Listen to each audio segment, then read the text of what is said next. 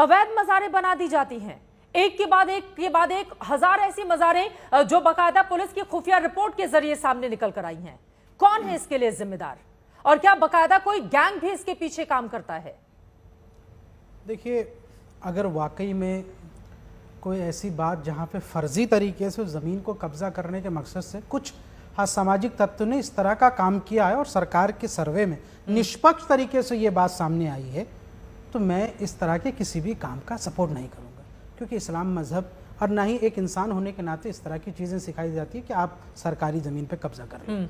लेकिन मैं आपसे एक सवाल पूछता हूँ, इस देश में बड़ी जिम्मेदारी के साथ कह रहा हूँ, इस देश में जो हिंदू धर्म स्थल है, मंदिर हैं, अगर आप उसका सर्वे करा के देख लेना तो 85 से 90% आपको ऐसे मंदिर मिलेंगे जो अवैध जगहों पर, ये रोड के बीच में, कहीं बीच चौराहों पर, किसी ऐसी जगह पर हैं जिसकी कोई रजिस्ट्री नहीं और कोई, आप इसका एक डेटा, मैं चाहता हूं, आज तक मज़ारों का सर्वे कर रहा है, आज तक मंदिरों का ये सर्वे करा ले कि कितने मंदिरों की रजिस्ट्री है उसके ज़मीन की और कौन कौन से सरकारी ज़मीन पे कब्जा। मैं दावे के साथ कहता हूं वो आंकड़ा 80-85% निकलेगा। उत्तराखंड का ये सर्वे वहां की सरकार का ही है, मुख्यमंत्री को भी आप सुन रहे थे। आप कह रहे हैं कि मंदिरों के का भी यही हाल है जैसा कि मज़ारों और मस्जिदों का है। आप ये बताना चाह रहे हैं कि उधर भी है तो इधर भी रहेगा?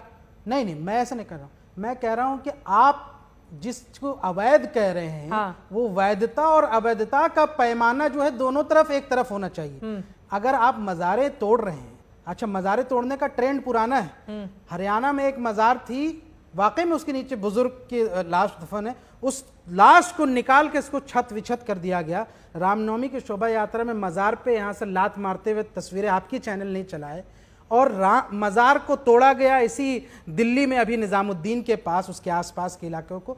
तो मज़ार से जो दुश्मनी है वो उत्तराखंड में आपको दिख रहा है। कई हिंदूवादी संगठन और नेता कह रहे हैं मज़ार हम तोड़ेंगे। मैं कहता हूं, हाँ, कि अगर कोई ये तय कर ले कि भाई जितने अवैध कब्जे वाले मंदिर हैं, क्या उस पर भी सरकार बुलडोजर चलाएगी? सतीश लखेरा जी जवाब दीजिए इस पर। ये कह रहे हैं मज़ारों पर आप लोगों की तो टेढ़ी नजर है, लेकिन अवैध निर्माण से जुड़े हुए बाकी के जो धार्मिक स्थल हैं उनके प्रति आप लोगों का मोह खत्म नहीं होता है।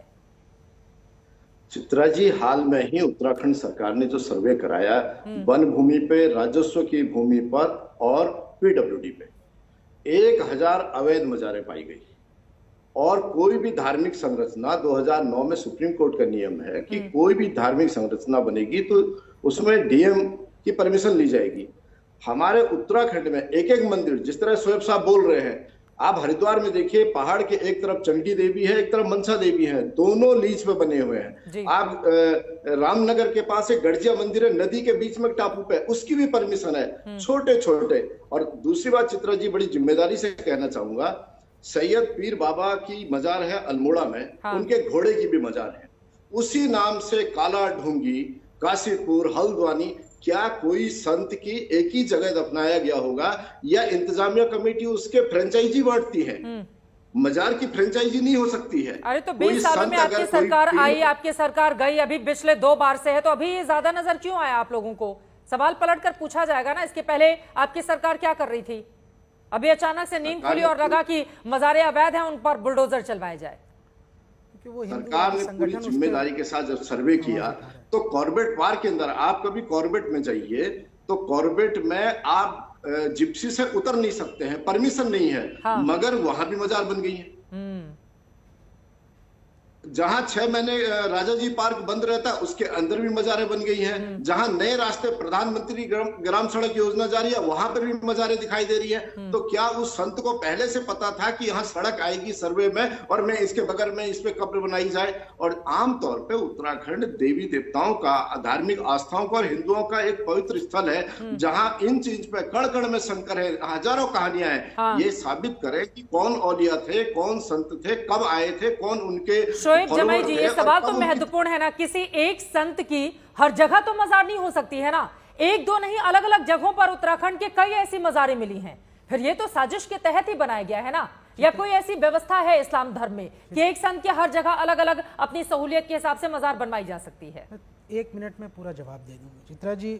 मैंने पहले ही कहा था कि जो भी इस्लाम धर्म के नाम पर इस तरह का अधर्म का कोई काम करे जमीन कब्जाने के सिलसिले में, उसका सपोर्ट हम कतई नहीं करते। सरकार इस पर कार्रवाई कर तो सकती अभी जो कार्रवाई हो रही है वो सही है ना? नहीं, इसलिए मैं कह रहा हूं कि इसको बायस्ड आप नजरिए, आप सिर्फ उत्तराखंड, इन्होंने कहा कि जी वहां कण कण में बसते, इसलिए अगर रजिस्ट्री नहीं भी है, परमिशन नहीं भी है, बीच चौराहे पर है, बीच हाईवे के बीच में मंदिर है और सब कुछ है, तब भी सब जायज है और आपका मजार नाजायज है।